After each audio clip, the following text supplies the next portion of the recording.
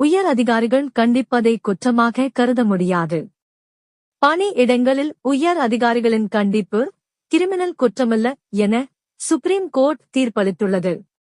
தேசிய அறிவுசார் குறைபாடு உடையோரின் மேம்பாட்டுக்கான தேசிய கல்வி நிறுவனத்தின் இயக்குனர் மீது பெண் உதவி பேராசிரியை ஒருவர் 2022 இல் வழக்கு தொடர்ந்தார். தன்னை உயரதிகாரிகள் உள்நோக்கத்துடன் அவமதிப்பதாகவும் திட்டியதாகவும் குற்றஞ்சாட்டிய அவர் இயக்குனர் மீது கிரிமினல் குற்ற நடவடிக்கை எடுக்கும்படி கோரினார்.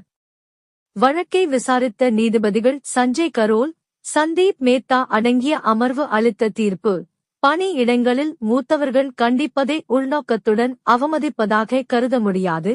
அது கிரிமினல் குற்றமல்ல. இது போன்ற குற்றச்சாட்டுகளை அனுமதித்தால் பணி இடங்களின் அமைதியான சூழலானது ஒட்டுமொத்தமாக சீரழிந்துவிடும். சீனியர்களின் அறிவுரையானது பணி இடத்தில் ஒழுக்கம், கடமைகளை செய்வது ஆகியவற்றுடன் தொடர்புடையது.